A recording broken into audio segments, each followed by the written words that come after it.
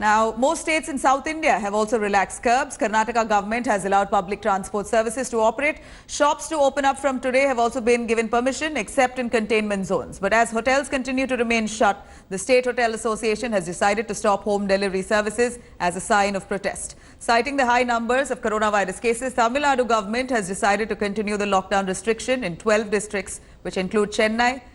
The state government has relaxed lockdown norms across of Tamil Nadu in 25 districts. Telangana government has announced that except for containment zones, all other zones in the state will be treated as green zones. As bus services resume, no interstate buses will be allowed. Lockdown restrictions have also been eased in Kerala as well. The state will resume short distance bus services within districts with bus fares hiked as well. Well, one of the best things of Lockdown 4.0 is that parks are open. We're now in Richmond town, and this is the Richmond Park in my background. Now, thankfully today, they are also open. Now, the earlier timings was from 5 in the morning to 11 o'clock and then again in the evening for a few more hours. But the new park timings are such that just 2 hours in the morning and 2 hours in the evening. There you go, 7 to 9 and then 4:30 to 6:30. Because from 7 o'clock onwards, 7 p.m. to 7 a.m., well, we must remember there is a curfew. So what resident welfare associations basically are doing are coming out with rules to make sure that people do wear masks and also follow social distancing. There you go. There's a park one-way rule as of now. They put the arrows over here. It says, please only walk in the clockwise direction, and also to walk on the left. If you want to overtake a person, it's only on the right side. In fact, not many people today, because it's the first day, most of them are actually walking on the roads. They continue to do so. A lot of confusion, but from tomorrow onwards, things will change. In fact, we have with us the president of the Richmond and Langford Town Association in this area, Nitya. Nitya, first of all, after such a long time, parks are open. For you itself, how does it feel? We're all really glad that finally the parks are open. And for Richmond Park, we are managing some of the precautions for our residents. Okay, what are the precautions? The few is we've started the one-way direction board. So we ensure that people follow only one direction. It helps with social distancing. The other is, like the BBMP wants everybody to walk with the mask, and we're insisting that everybody who comes to the park is with the mask. I'm at the Majestic bus stand, and for the first time after 2 months almost, BMTC buses have begun. Let me show you what is the procedure that happens when I get into the bus at this point of time. Like you see, hardly few people in this bus, and every aisle seat or the window seat is left empty at this point of time. That is the rules put out by the transport department, that every aisle seat or the window seat should be left empty. Tickets are not being sold on board. It is only daily passes or weekly passes or the monthly pass that is allowed.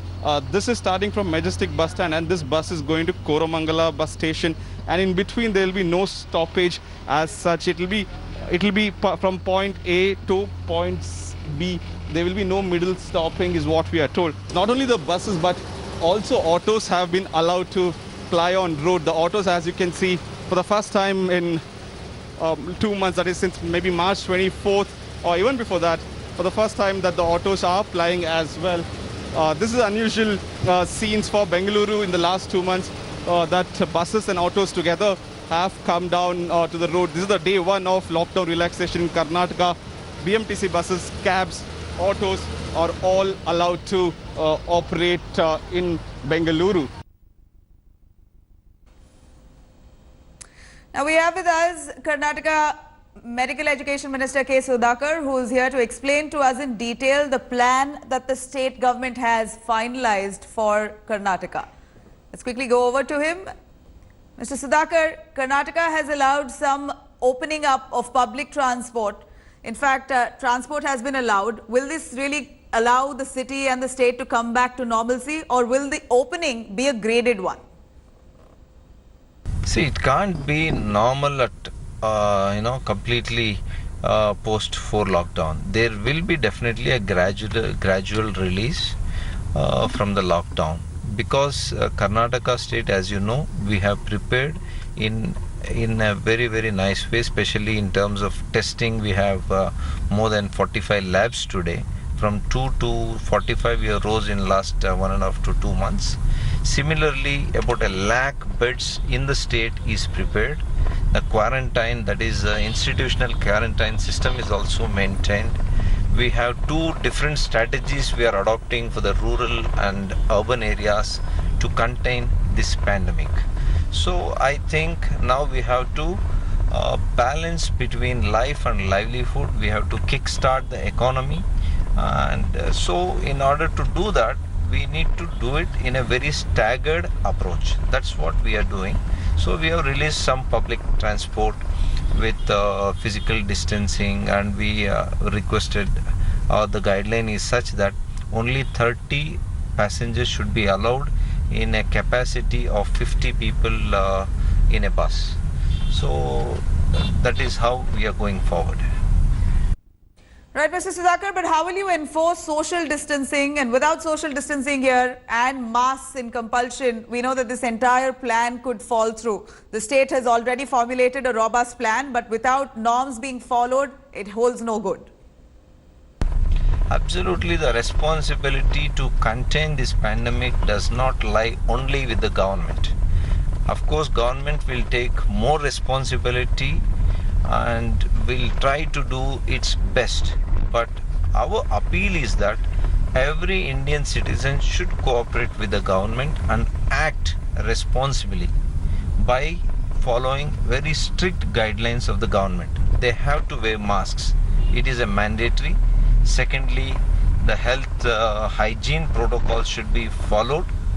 The physical distancing should be followed. These are some things which there will be a permanent lifestyle changes for all of us. This everybody should understand. Well, there was Dr. Sudhakar there, Medical Education Minister, assuring that the government is doing enough and it is also a combined effort. Thank you, Mr. Sudhakar, for joining us. Hello everyone, this is Rahul Kamal here. Hope you enjoyed this video. For the latest news and analysis, like and subscribe the India Today YouTube channel, and don't forget to press the bell icon to stay updated.